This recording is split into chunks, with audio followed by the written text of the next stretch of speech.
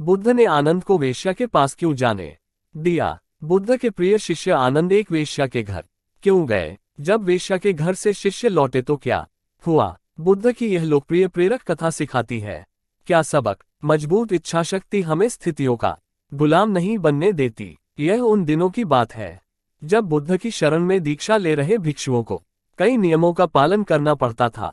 वे किसी के भी घर 3 दिन से ज्यादा नहीं रुक सकते थे। यह नियम स्वयं बुद्ध ने बनाया था। उद्देश्य यह था कि उनकी सेवा में लगे लोगों को किसी तरह की कोई तकलीफ न हो। बुद्ध और उनके भिक्षु जब यात्राओं पर निकलते थे तो वे रास्ते में आने वाले गरीब घरों में ही शरण लेते थे। वे इन घरों में अधिकतम 3 दिनों तक रुक सकते थे। 3 दिनों के बाद उन्हें अगली यात्रा पर निकल जाना पड़ता था। ये भी सुने या पढ़े, मिथिला का मतलब सिर्फ सीता नहीं, ये भी सुने या पढ़े, देश के पहले शहीद तिलकामांझी को भुला दिया हमने। एक दिन वे ऐसे ही एक गांव में पहुंचे। बुद्ध और उनके शिष्य अपने रहने के लिए जगह ढूंढ रहे थे। बुद्ध के शिष्य आनंद को एक वेश्या ने अपने घर रहने को आमंत्रित किया। वह बहुत ही खूबसूरत युवती थी। आनंद ने उसे कहा कि वह उसके घर पर रह सकता है, पर इसके लिए उसे बुद्ध से अनुमति लेनी होगी। क्या तुम्हें इसके लिए सचमुच अपने गुरु से अनुमति लेनी होगी? युवती ने पूछा। नहीं, मैं जानता हूँ कि बुद्ध मेरी बात मान जाएंगे, पर उनसे पूछना एक रिवाज है। ऐसा जवाब देकर आनंद बुद्ध के पास पहुंचे। हे बुद्ध, इस गांव में 3 दिनों के विश्राम के दौरान एक स्त्री मुझे अपने घर पर आमंत्रित कर रही है, लेकिन वह स्त्री एक वेश्या है। क्या मैं उसके आमंत्रण को स्वीकार कर सकता हूँ?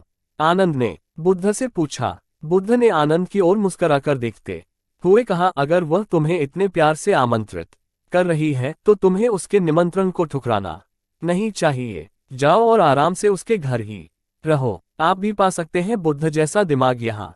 बुद्ध दिला सकते हैं हिंदू पितरों को मुक्ति। बुद्ध की यह बात दूसरे शिष्यों को गवारा न हुई।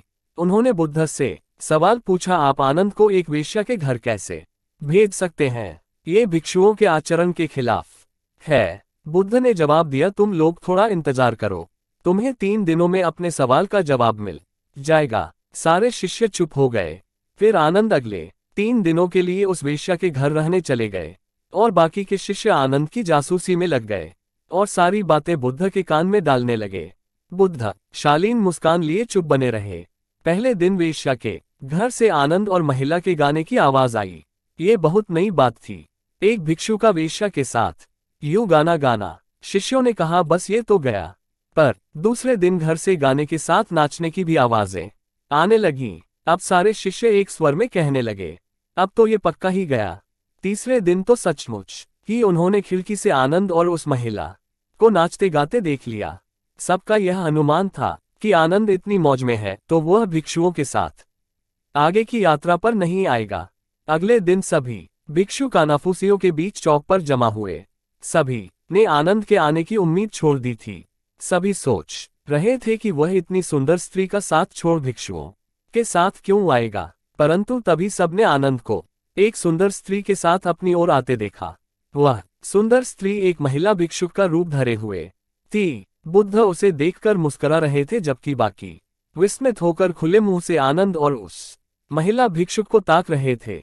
बुद्ध ने आनंद की पीठ पर हाथ रखते हुए भिक्षुओं को संबोधित किया, अगर खुद पर भरोसा है तो आपको कोई भ्रष्ट नहीं कर सकता, बल्कि अगर आपका चरित्र बलवान है तो आप भ्रष्ट को भी चरित्रवान बना सकते हैं। ऐसा कहते हुए बुद्ध ने वेश्या से भिक्षुक बनी महिला का स्वागत किया और सभी लोग आगे की यात्रा पर निकल पड़े। बुद्ध और आनंद की यह कहानी हमें सिखाती है कि अगर हमारी इच्छाशक्ति मजबूत है तो हम किसी भी स्थिति के गुलाम नहीं बनते। यह बहुत मजेदार बात है कि खोट तो हमारे अपने दिल में होता है और शक हम दूसरों पर करते हैं। अपने दिल को साफ रखेंगे तो दुनिया भी हमें साफ नजर आएगी। किसी किताब को कभी उसके कवर से ना आंकिए। इस बात को समझ ले कि हम अगर पारदर्शी जीवन जिए तो हमें किसी कवर की कभी जरूरत ही नहीं पड़ेगी।